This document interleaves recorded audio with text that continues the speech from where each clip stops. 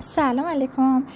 یه روز آفتابی خیلی قشنگ وقتی هنوز بچه‌ها خواب بودن برای خودم رفتم تو تراس و چای ریختم، از آفتاب لذت بردم. بچه‌ها که بیدار شدن صبحونه رو آماده کردم و وقتی زیارت علی یاسین گذاشتم، علی کوچولو دستش به حالت دعا بلند کرده بود. نزدیک عصر هوس آب انار کردم. 4 تا لیوان انار رو ریختم با نمک و گلپر توی مخلوط کن.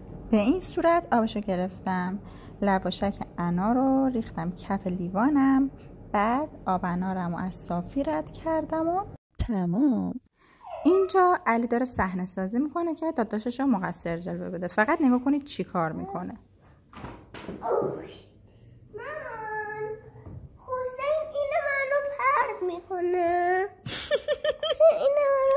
داشتم نگاهتون میکردم. اینو من حسین پرد میکنه. حسین اصلا میتونه دستش بگیره اونو.